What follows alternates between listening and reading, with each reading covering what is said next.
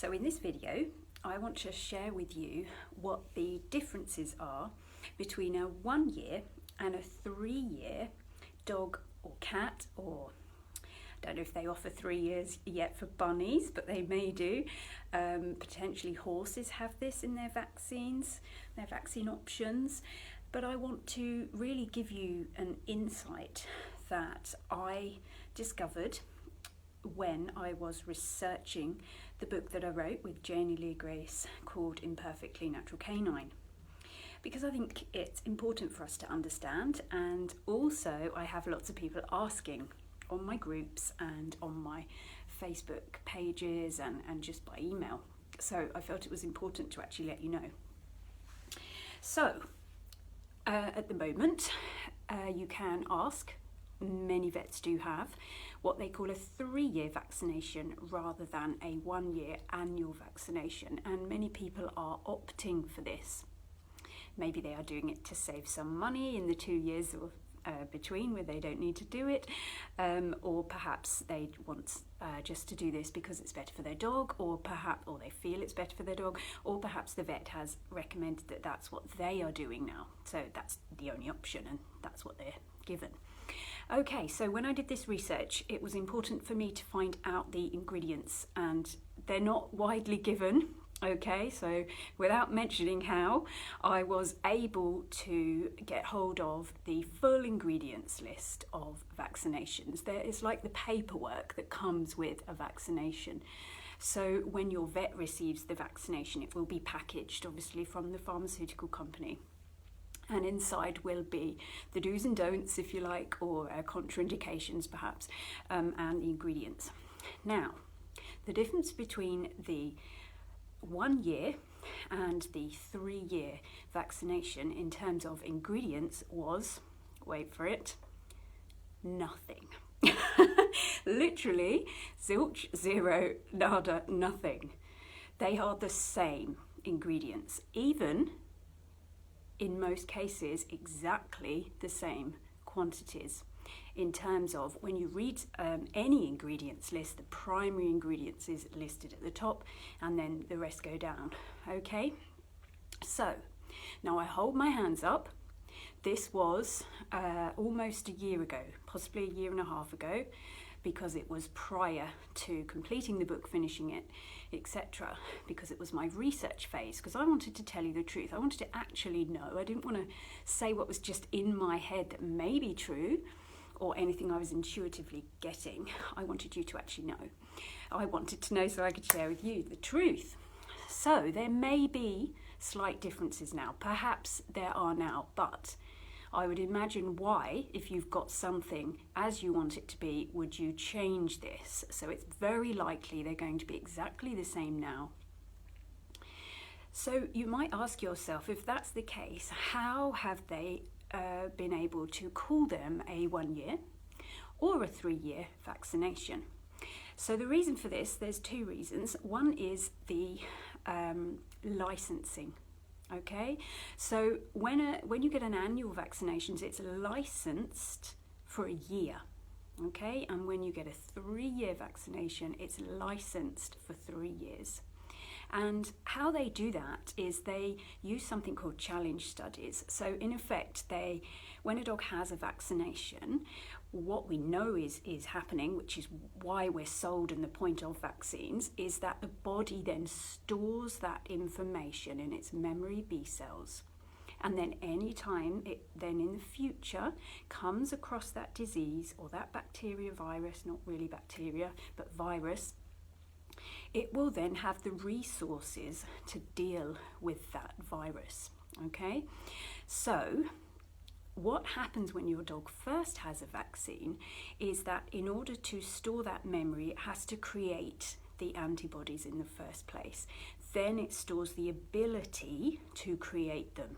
Okay, now at the moment nobody knows how it does that, how it stores them, and thus how long it will store them for, because we don't even know how it stores them. We just know that it does, which is why we have the point of a vaccine in the first place, and why we're sold the point of a vaccine in the first place.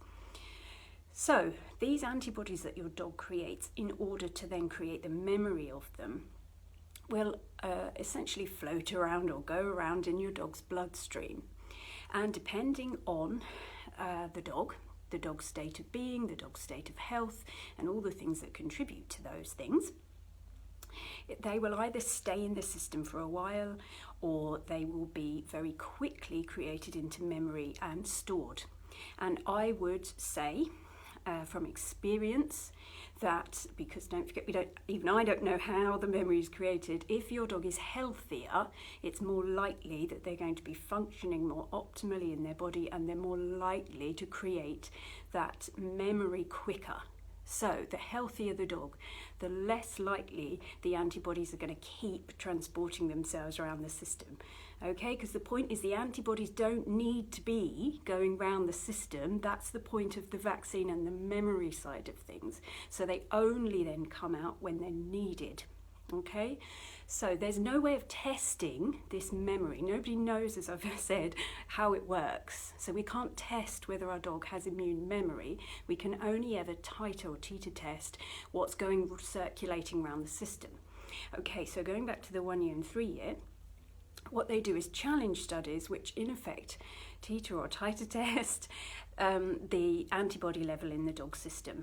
And if dogs, a greater number of dogs in the study, the challenge study, have that after a year, they stop and say, yes, well, that vaccine must work. So we will license that for a year.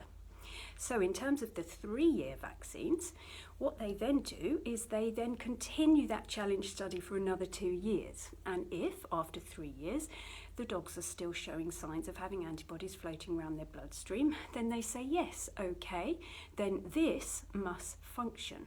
Okay, this vaccine keeps the dog immune, as they call it, because it's the only way of testing immunity at the moment, is to look at the antibodies in the bloodstream. They will say that that is allowed to be used for 3 years. Now, there are other ways of doing challenge studies in which they would present the bacteria or virus.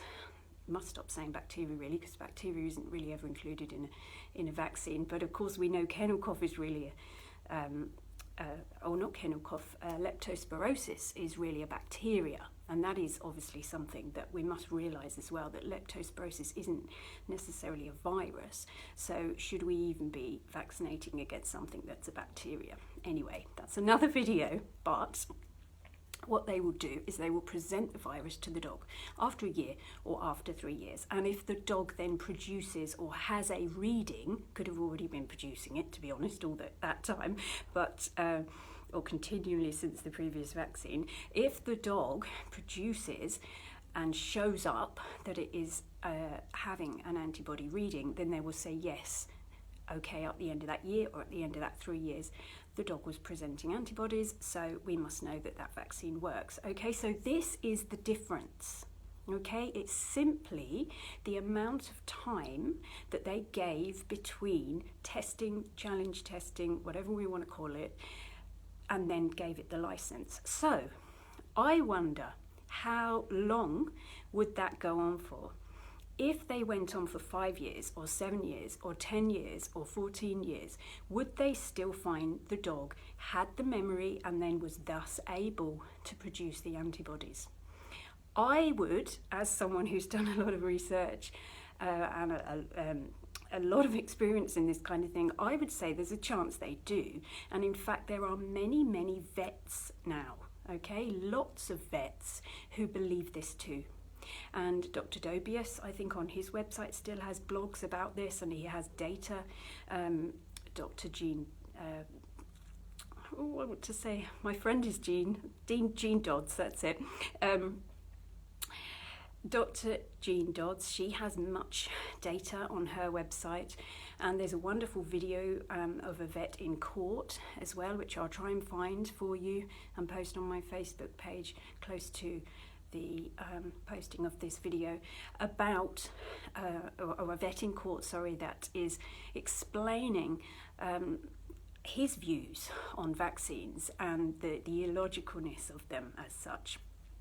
So I hope that gives you an understanding of between 1 and 3 years. And really, if you have to vaccine, go for the 3 years. Give your dog as much chance as possible. Go for this licensed 3-year vaccine. The other option is that there is a wonderful product now called Vac Protector. And what that does in its title is protects, or at least tries to protect your dog in a homeopathic, energetic fashion from the adverse or possible adverse effects of any vaccine, whether it's an annual vaccine, whether it's a 3-year vaccine, whatever, or one they're just going to have and then you know you're not going to give it to them for the rest of their time. So have a look at Vac Protector, because it's the only thing of its kind actually in the world at the moment.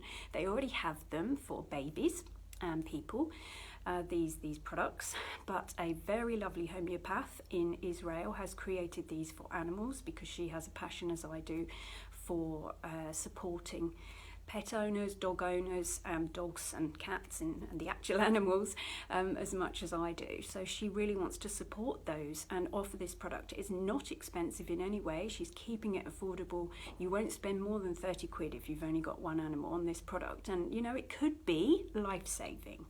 Okay, so anyway, if you have any questions about what I have written, then obviously do post them into my Facebook groups or into my pages, or whatever you might find about me that you want to post in my blogs.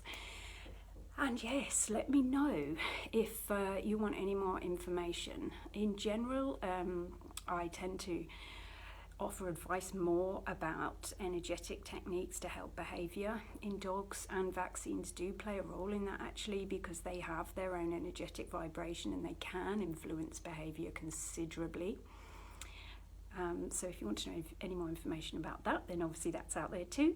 But thank you so much for watching to the end of this video. I really do appreciate it, and I tell you what, your pet and your dog appreciate it much more than I do, or will appreciate it. Okay, bye everyone, bye.